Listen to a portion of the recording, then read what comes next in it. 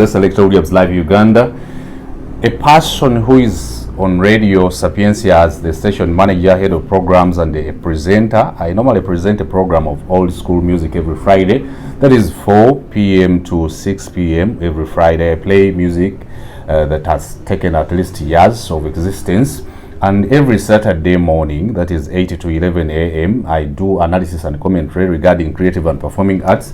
I particularly analyze music and music as an art, of course, and the first hour of that show is normal about the top 20 songs of Ugandan music artists, and it is another way of putting a platform for Ugandan music artists and their arts or their creations to see that we push music to another level, especially Ugandan music. And today I come in that capacity to communicate at least about the status quo of the relationship between entertainment journalists and the creators of music, the performers of music, the person who practice music as a business or as a talent. And aba Selector Williams Live Uganda olunaku lwa leero azze okwogerezeganyako naawe ku nsonga ezigenda mu maaso. Abantu mbadde nfuna some calls kuba ndi omu ku bantu ababeera ennyo ku TV stations ne radio stations, oba oliawo nga twogera ku bintu ebyenjawulo naddala ebikwatagana ku music oba entertainment in general. Ekibuuzo kibadde kitera okubuuzibwa, abantu ab'enjawulo badde babuuza future ya entertainment relationship, entertainment journalism relationship with music artists eri luddawa. Future ya entertainment journalism eri mu professionalism. Simple as that. Tetwetaaga na kikoowerako nnyo. Enkolagana yaffe n'abayimbi ne ba audio producers ne ba sound engineers erina kuyimirira ku professionalism. Ekyo kyokka kisobola okuyimirizaawo enkolagana yaffe. Endala, enkolagana yaffe erina okuyimirira ku mutual respect. Mutual respect. Erina okuyimirira ku humanity. Bino byonna byogera relationship yaffe baddenga si nnungi. Ffe ababeera ku radio, ababeera ku TV, ffe n'abantu abayimba, ffe n'abantu abacreatinga art, n'abantu abamuperforminga art. Era ebiseera ebisinga babadde oyumyako ne ba artists ab'enjawulo kabagamba naye media etukakkanya. And always when I've got a chance to interact with people like Mr. Chisemakula, a person I respect, a person, a friend of mine, I've always told them, not all media people.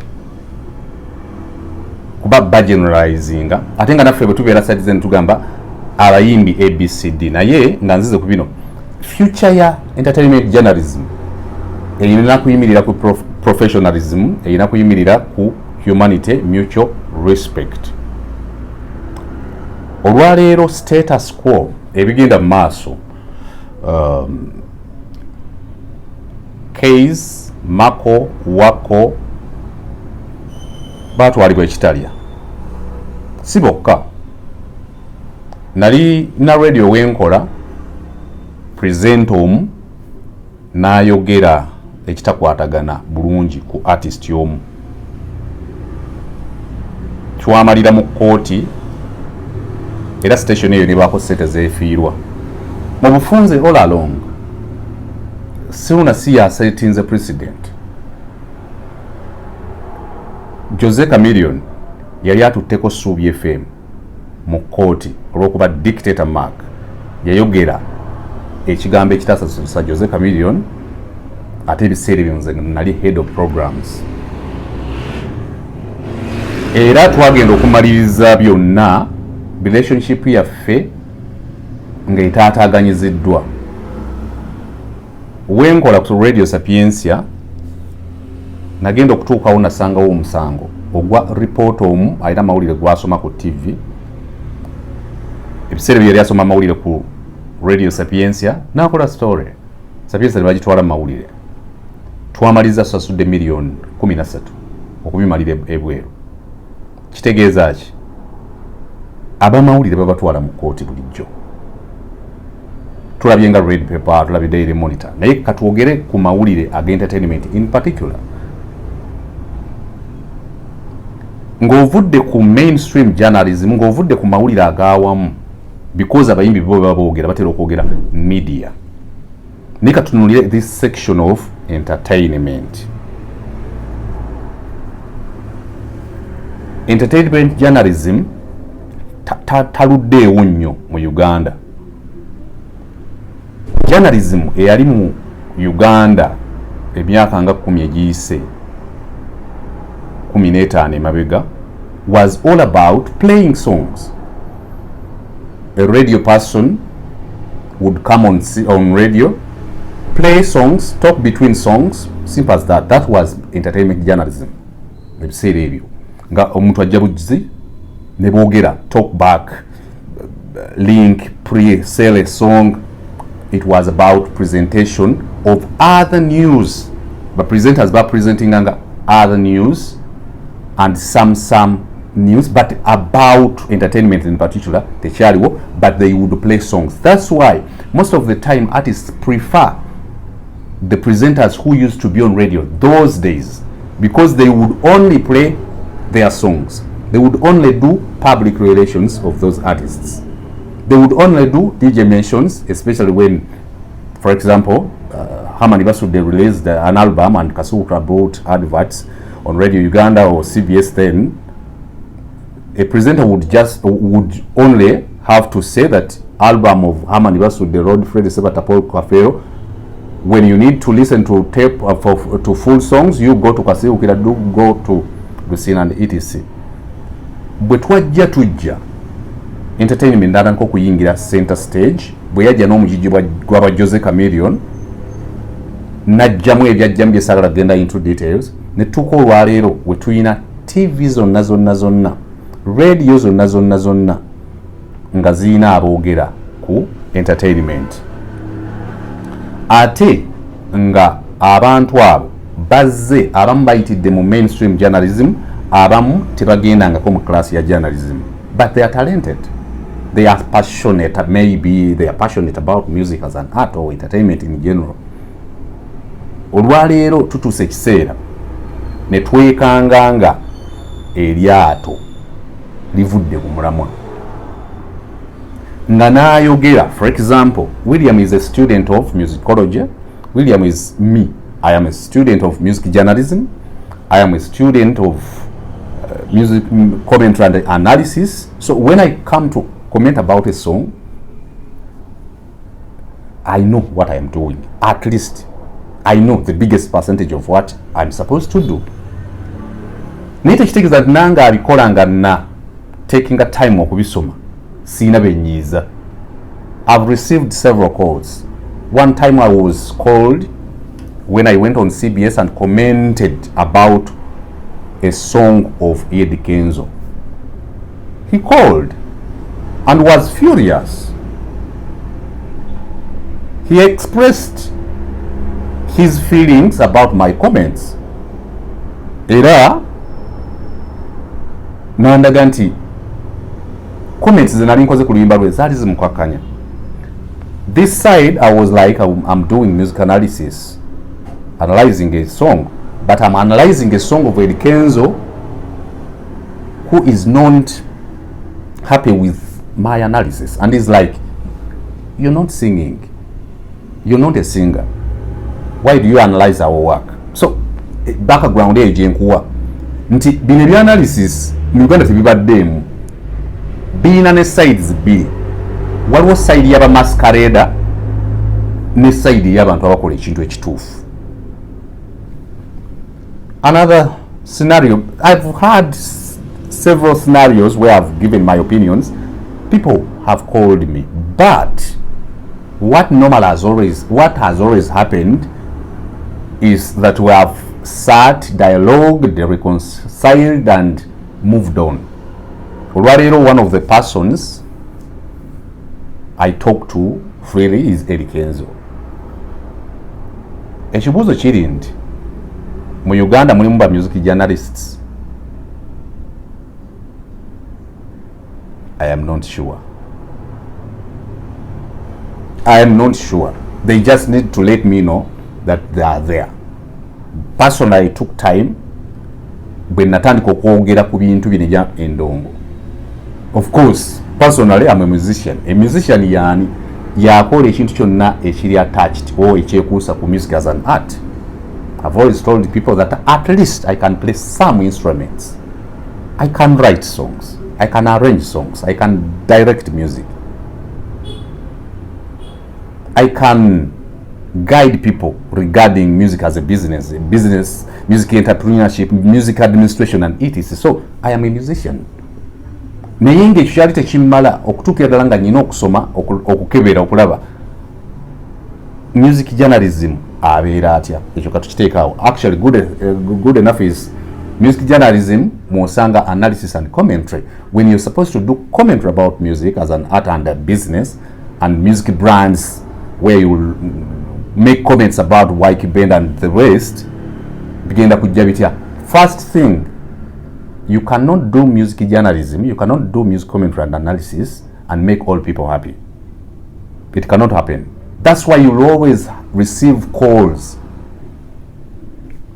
Just like mainstream news bwali. Katudde ku side eya mu Uganda tulina entertainment journalists. I am not sure. I wouldn't want even to single out people I believe are entertainment journalists or producers. We have them.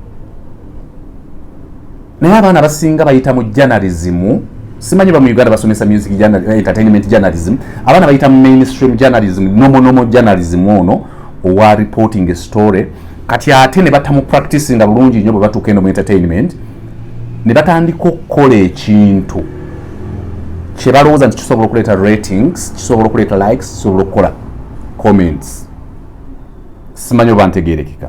The reason as to why I've come out on this channel is to communicate, have enough time to say my heart out, to drive several points home. Nti abaana bangi nkutegeezeza nti nanga alowooza nti I took time to learn analysis, commentary, journalism as a section of entertainment or music and as a section of journalism. I always receive calls, but how do I overcome? I talk to those people, we sit, dialogue and move on. I've given you scenarios of people like Eddie Kenzo, Bebe Cool, Jose Chameleone. I'll tell you, sometimes when Bebe Cool calls, we talk and agree or agree to disagree. Sometime I met Jose Chameleone, we talked and it was like, sometimes you comment or give opinions about me and then I'm not happy. I gave him my opinions, he gave me his, we moved on. Sometime the guy who is so turned on every girl's agenda, that is Wyke Band, called and was like, you made a comment, you made several comments about my song.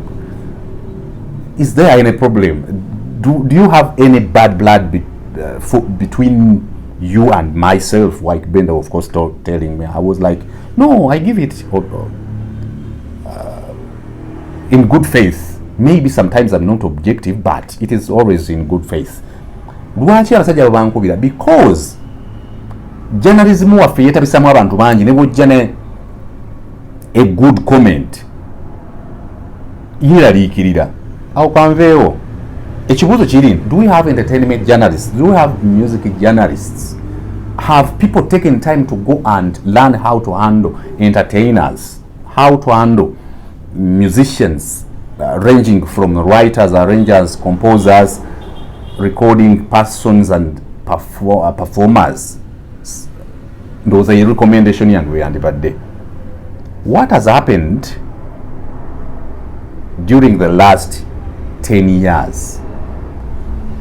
Uganda ezadde ba artists bangi, ezadde ba songwriters bangi, ezadde abantu aba producers bangi, ezadde ba Nnamawulire.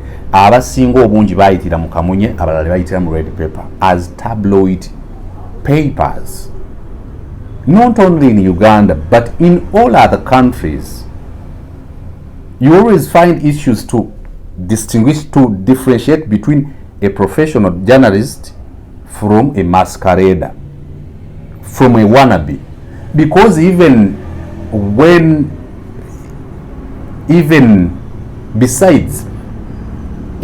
you're a professional journalist, you'll find issues. But how do we remain professional so that people can feel bad about us, but we are professional? Nti nibuba professional tosobola kukola a true story n'obulwaya anyiiga, naye ate tusaze magezi ky'okuba nti tukola stories on principle and objectively balanced stories without hard feelings. Abantu ne basigala nga wakiri banyiiga, but they are like yakoze kituufu.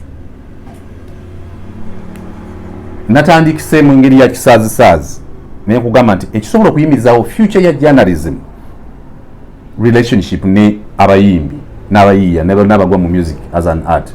Eri about professionalism, mutual respect, mutual understanding, humanity. Of recent, abayimbi, I won't talk about them, I won't talk on their behalf. They have Uganda Musicians Association, and I will presume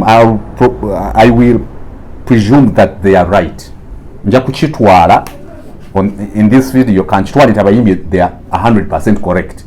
They are pure, because I know bakubamu tochi is wuma n'abalala bali side them. Ngezako okwogerera side ene Nnamawulire aga journalism. Shows ezo zizenga ku radio nga za kisaazi, zizenga ku TV nga za kisaazi. When they are auditioning a person for the morning show, it's not the same way they audition a person that is supposed to do an entertainment Friday night show, Saturday night show. They are like, okay, baberemu omo.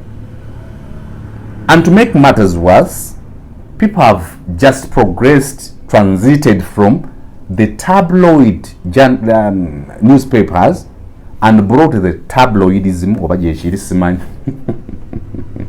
William n'oluzungulo oyiyabye ne bakireeta ku radio ne TV. And over years, artists have enjoyed it. They have played along. They have used entertainment reporters to cook stories, to attack fellow artists. They have used these maybe unprofessional, maybe masqueraders, maybe wannabes, maybe professional reporters and presenters to fight their battles. I've seen artists playing politics and propaganda together, or helped, fostered, jeered by reporters of entertainment or music in particular. Just like that. Sometimes when there is so much spent time in bed, that is literature, togamba nti babeera mu buliri, buli bw'omala obudde bwo n'omuntu gw'osuubira okukola professionalism, mutandika okweyiga, because at the end of the day, a reporter is supposed to report a story about an artist who abuses drugs, but a reporter as well abuses drugs together with the other person is supposed to report about.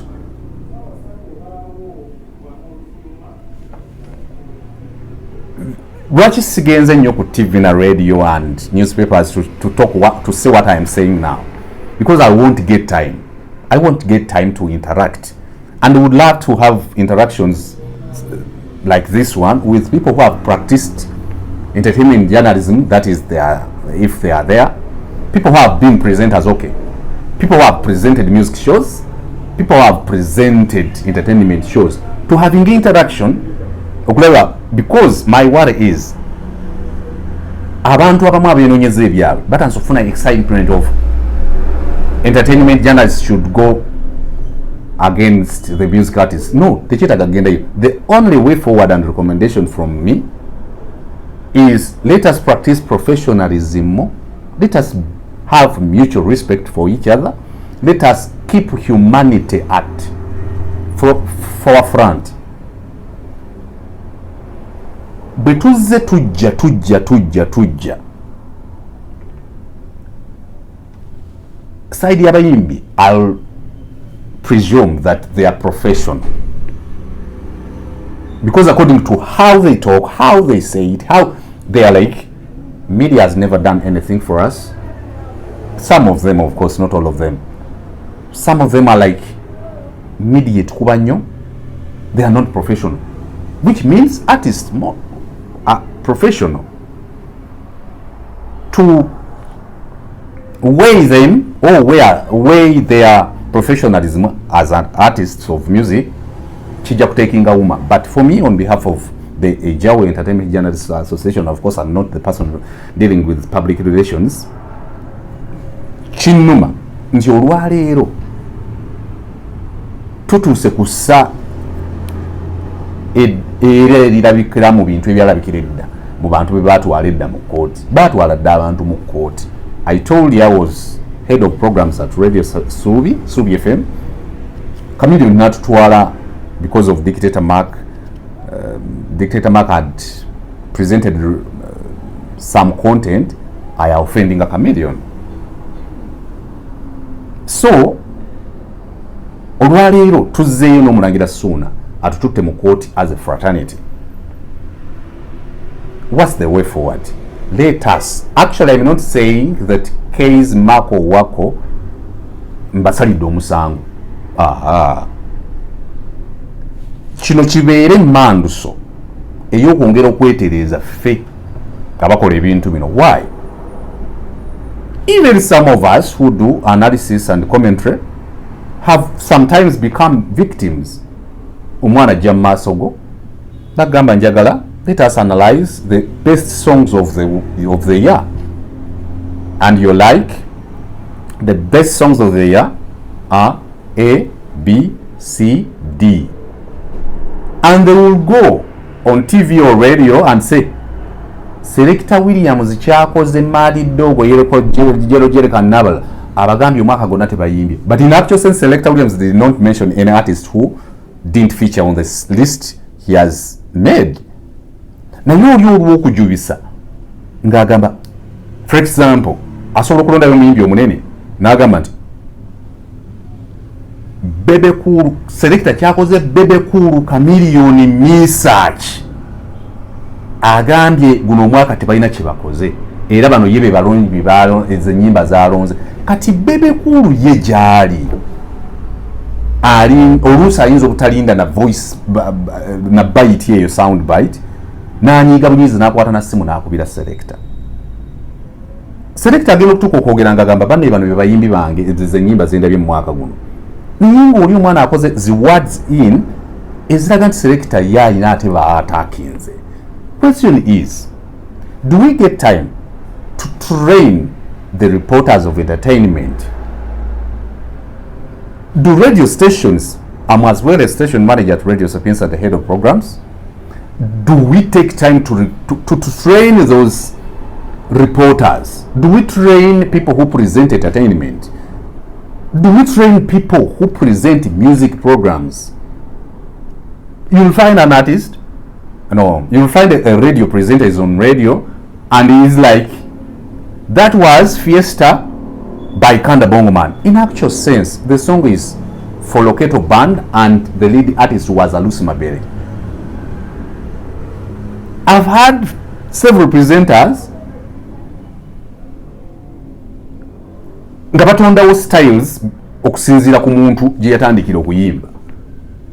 He's on an entertainment show, a music show, and he's like, abakalo nantongo bayimba band.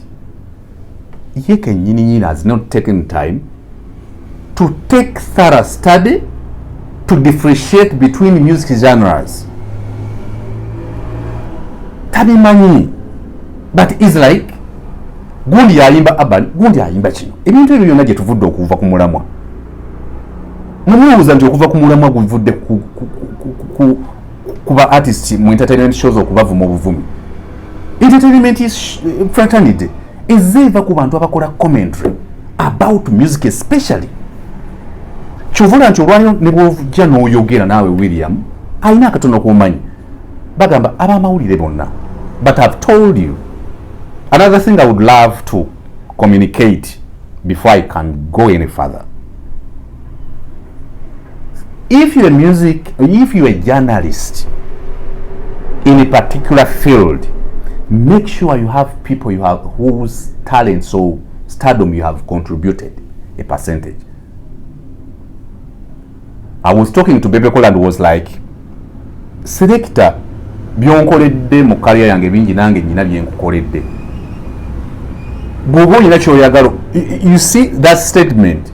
But I've seen people on radio and TV, they are commenting, they have not contributed to the growth of this industry. They have not contributed. You'll see people like Taff B has contributed to the growth of some careers. You'll see Habi K, Douglas Wanga, and many more. So, it is so unfortunate, nti olwalira bayimbi mutulaba nga tubayiye. But we can dialogue, we can reconcile and move on. Why?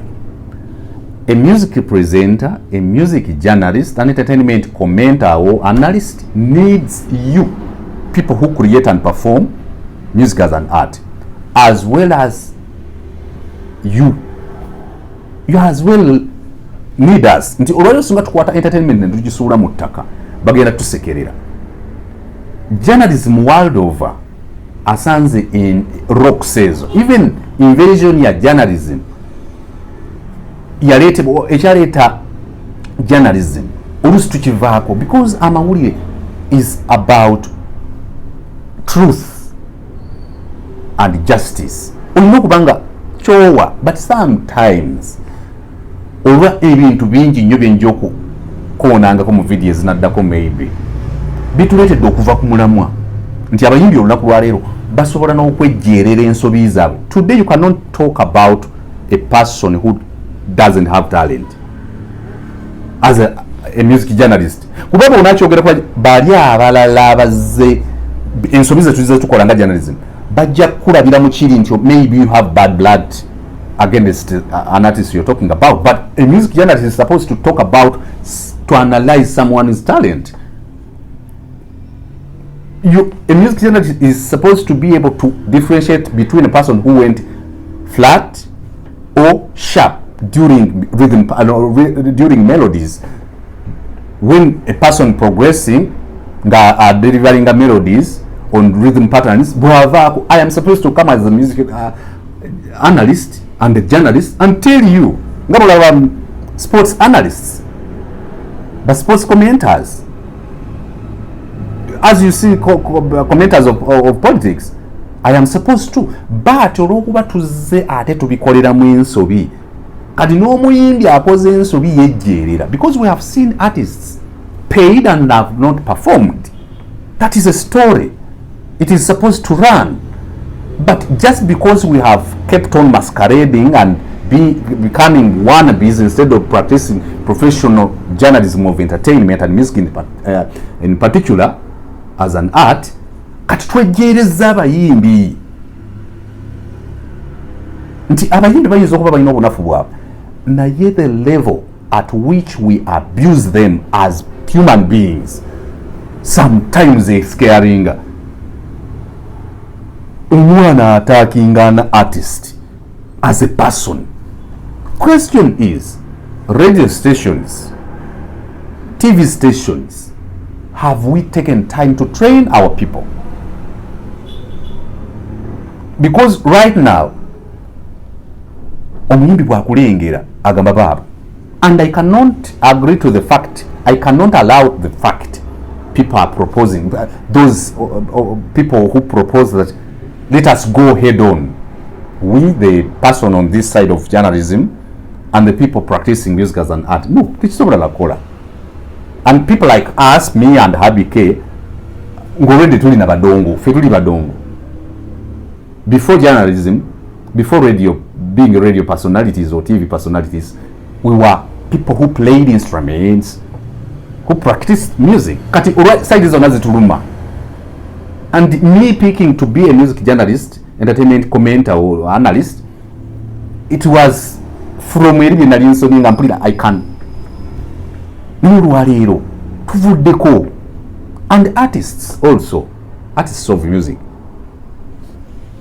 where you feel, where you say you're offended. For example, if Selector Williams has a show gyogamba nti evuma abayimbi, ate naawe kwenkulaba kuvumira abayimbi banno ogamba she evuma abayimbi ya Selector Williams, for example. I'm just giving an example, but it is the same platform you're using to abuse fellow artists. Tutandise okwejereza abayimbi, omuyimbi ayimirira ku show, ayimirira ku muzindaalo. I've seen music artists nga akutte ayimiridde ku muzindaalo bwati n'agamba oyo tayimba raga, oyo wambwa. Kakati ate naawe you're becoming a masquerading communicator. People who are responsible normally don't discuss people but discuss issues, and I would expect abayimbi bana bagamba nti media mbi not to discuss their fellow artists on those platforms. Naye tina bugendo balaba bobe nyini bavumangana. Journalism agenda ku go entertainment, no. Abantu babere intimidated to not to practice professional music journalism nedda. So long as you're within the minimum broadcasting standards, so long as you have not offensively communicated towards the person, so long as you have not defamed someone, so long as you have not character assassinated the person, so long as you have not wrongly reported about someone, so long as you have not cyber bullied or harassed someone, do your professionalism. You won't go to court. And another thing I mentioned was mutual respect, mutual understanding, humanity. Not all stories are supposed to be on air. Not all stories are supposed to be on air. And make sure that you at least drop a contribution onto people's careers. But gambe nkaruka sitabeera ganisha selector era story baba tempisiza bulungi naye why guy oyo, because some of us actually, some of the shows on radio and TV, the shows that comment, do analysis and they don't play music. They don't uphold artists. Today I've not come to point fingers, but I've come to kunyigebwa mwendi. Let us try as much as possible okwe kubambifuba fenna, so that abayimbi basigala on their side, on the other side, we remain professional. Kati kituuka ekiseera bagambe nti abayimbi bayinza okuba kati be bakyamu, naye kati olwaliro abayimbi tubejjeereza be batuufu, osanga omuntu nga ddala oluyimba sirufu, osanga omuntu nga ddala enjaga aginywedde. You cannot report about them.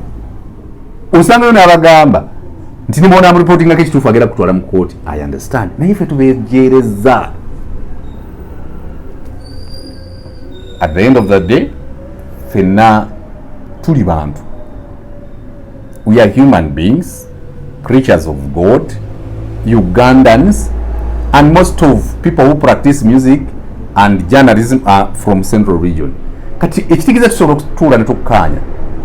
Kyensaba journalists abakola entertainment, let us try as much as possible to take refresher courses, hands-on trainings, carry guidance, appreciate guidance or welcome guidance from people who know better than you know or you do.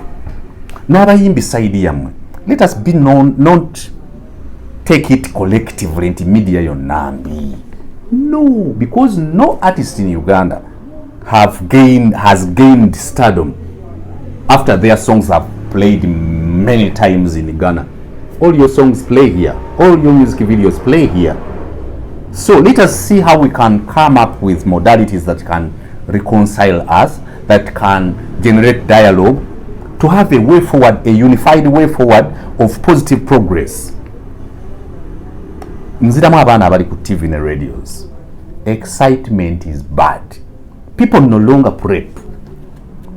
Bwimangiro kola countdown. I make sure that I listen to KFM, Capital, other radio station. They go through countdowns online. Ndabe, when I'm supposed to analyze Robert Sylvester Kelly or R. Kelly, I'll need to subscribe to Netflix and watch a documentary of how I survived R. Kelly. To have been watching a documentary of Pele, I've gained information regarding Pele as a footballer. Kati mbandi jamuntu ngamba kwenda nkaga mwena Pele yasamba wano nkaga mukaga waliwo World Cup yali England. Brazil ne bagikuba jita. Rukumena nsanvu Brazil ne kuba Italy kuba jita. Kati when you have not researched, a journalist, you read, you watch a lot of documentary, you watch a lot of stories, other stories that can complement your knowledge, wisdom and understanding. Here I have books. Bwimbanjagala facts. This is kino ekitabo kyange kyampera wana mama wange Dorin.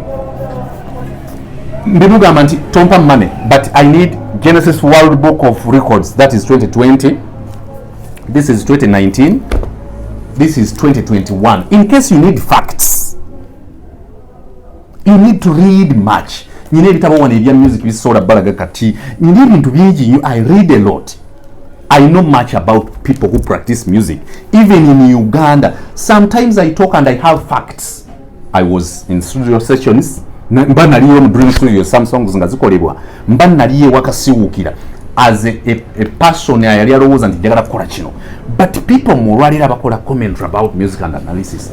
Have you contributed anything on people's careers so that person ogamba nti okay ekyakyogedde naye ndowooza I know a story nnungi zabadde. Let us not create long lasting beefs, bad blood between us and the music artists. Actually, this episode should stop here. I'll come next with another another upload regarding how can we mend our grievances, how can we mend our loopholes and move on. Select Williams Live. Thank you very much.